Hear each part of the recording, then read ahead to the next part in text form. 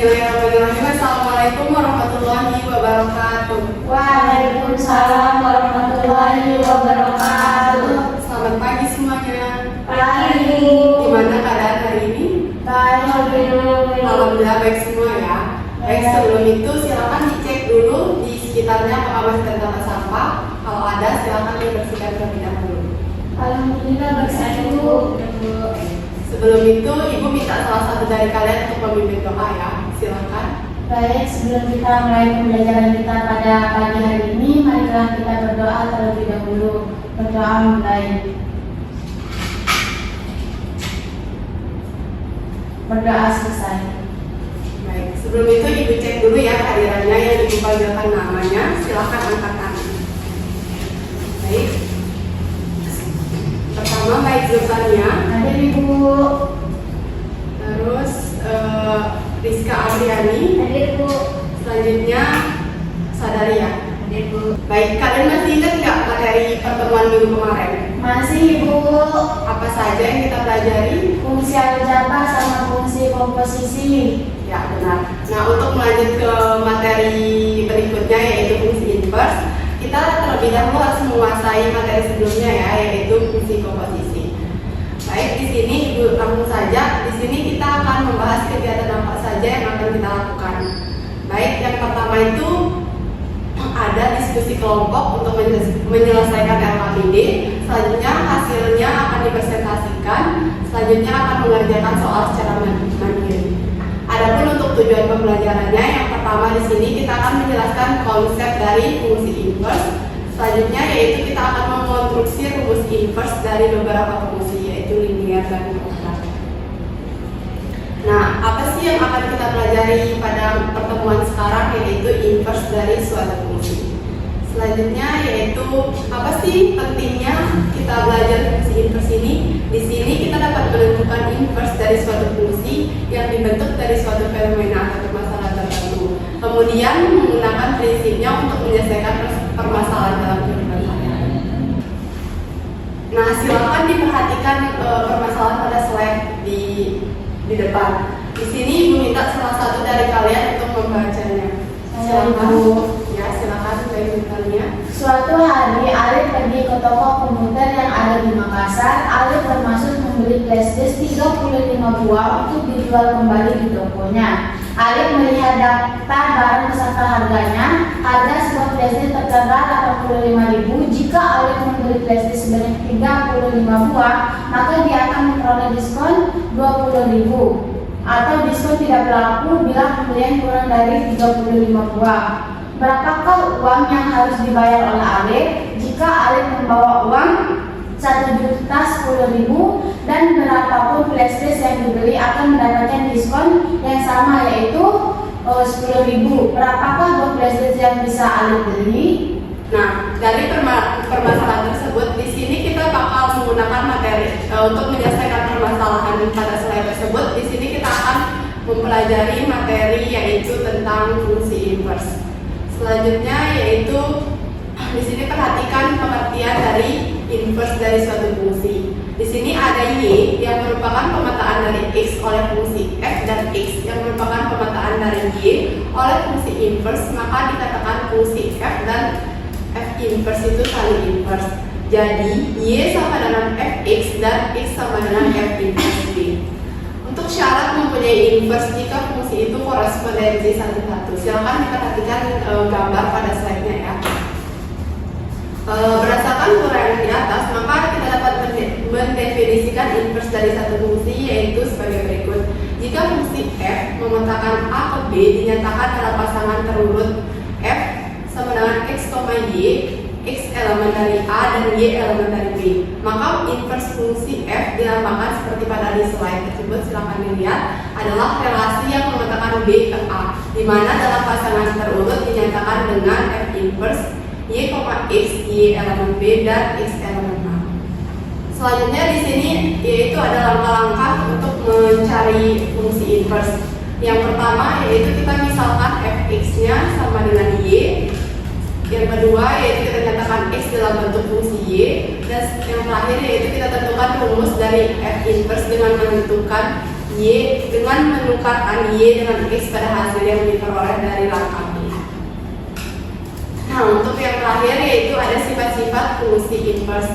Yang pertama, ada suatu fungsi f jika a ke b dikatakan memiliki fungsi inverse, maka b ke a jika dan hanya jika fungsi f merupakan fungsi bijektif. Yang kedua, yaitu misalkan f inverse adalah fungsi inverse fungsi f untuk setiap e elemen df dan y elemen rf, maka berlaku y sama dengan fx jika dan hanya jika f inverse y sama dengan x. Yang sifat ketiga yaitu misalkan f sebuah fungsi bijektif dengan daerah asal df dan daerah hasil ff, sedangkan fx sama dengan x merupakan f bundaran f inverse x sama dengan x sama dengan ix atau identitas untuk x setiap x elemen df, dan untuk f inverse bundaran fx sama dengan x sama dengan y atau identitas untuk setiap x elemen rf. Yang terakhir yang keempat yaitu jika f sebuah fungsi bijektif dan f inverse merupakan fungsi inverse f, maka fungsi inverse dari f inverse adalah fungsi f itu sendiri dan dapat disimbolkan dengan yang dapat dilihat di slide. Oke, sampai sini. Selanjutnya di sini ibu akan membagikan kalian kelompok. Silakan kelompoknya dipilih sendiri. Setelah itu silakan duduk dengan kelompoknya masing-masing. Udah Ibu. Baik, di sini ibu akan membagikan kalian LKPD. Silakan didiskusikan terlebih dahulu.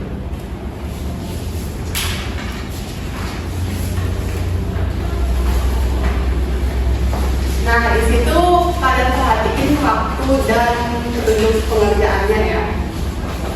Baik Ibu. Baik, kalau ada pertanyaan silakan ditanyakan ya kalau ada yang kesusahan. Baik Ibu.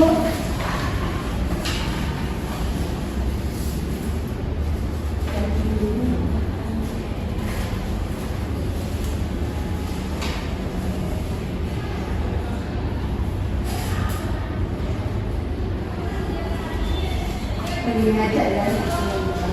Iya.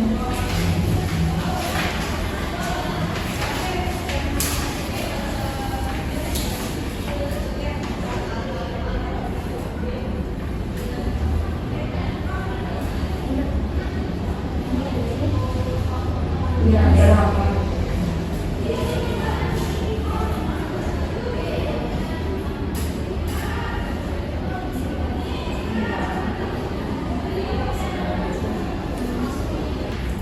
Baik anak-anak, waktunya udah habis. Silahkan ibu minta salah satu dari kalian untuk mempresentasikan hasil dari jawaban diskusinya. Silahkan yang mau maju. Ya, depannya silahkan maju.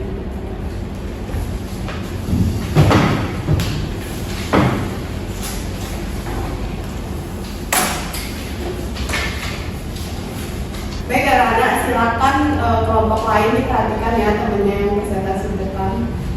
Baik, di sini saya perwakilan dari kelompok 2. Saya ingin mempresentasikan hasil diskusi kami, di mana bunyi soalnya yaitu suatu hari Alif pergi ke toko komputer yang ada di Makassar. Alif bermaksud membeli flashdisk 35 buah untuk dijual kembali di tokonya. Alif melihat daftar barang beserta harganya, di mana harga sebuah flashdisk tertera 85.000. Nah, di sini terdapat dua masalah. Yang pertama yaitu jika Alif membeli flashdisk sebanyak 35 buah, maka dia akan memperoleh diskon sebanyak 20.000 atau diskon tidak berlaku bila pembelinya kurang dari 35 buah.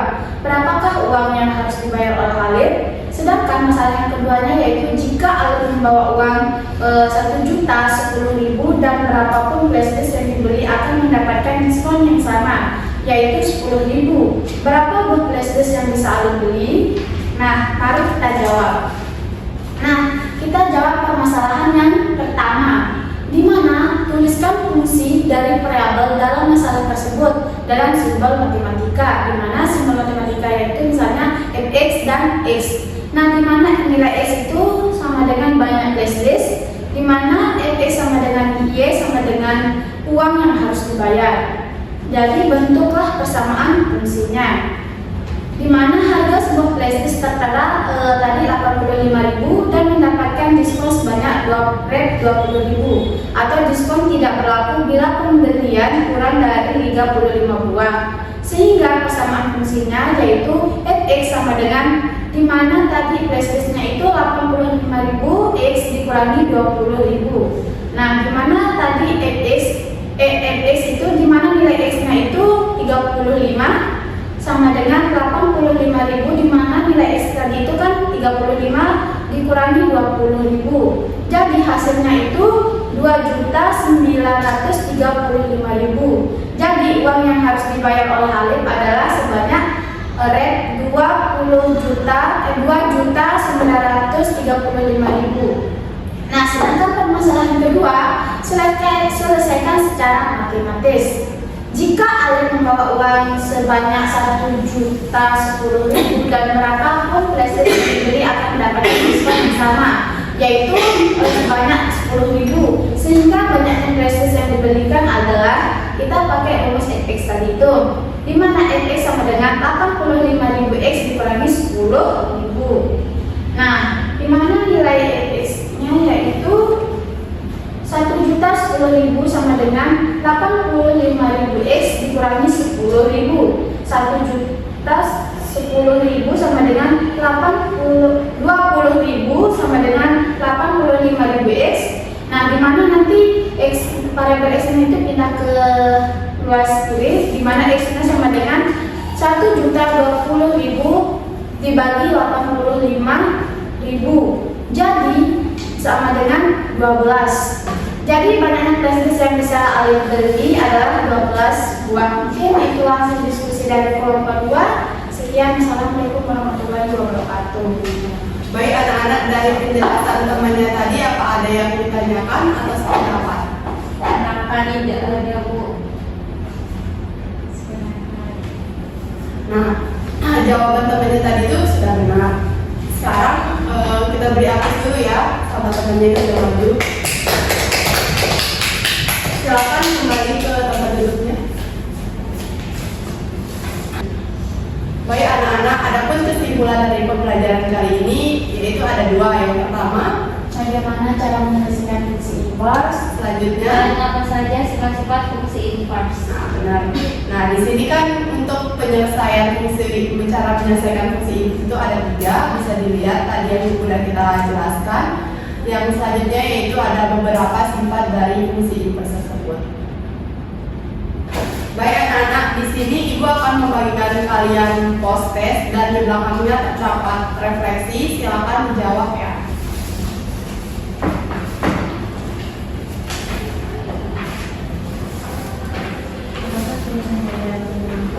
Nah, silakan kalian perhatikan waktu pengerjaannya. Di sini ibu memberikan waktu selama 10 menit ya. Silakan dikerjakan.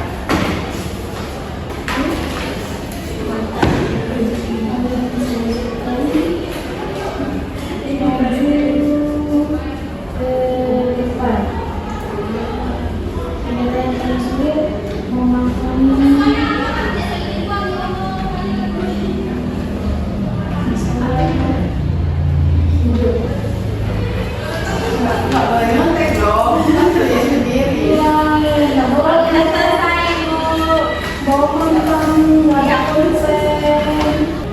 Baik anak-anak, waktunya udah habis, silakan dikumpulkan ya hasilnya.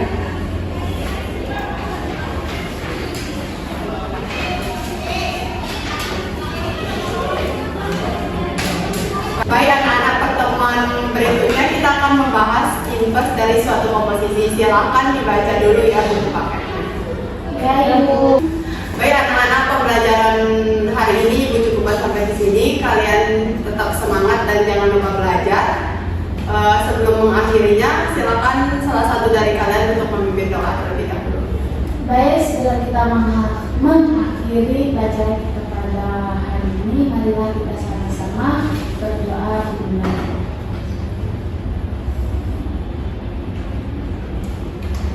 Berdoa selesai. Dicukupkan. Assalamualaikum warahmatullahi wabarakatuh. Waalaikumsalam.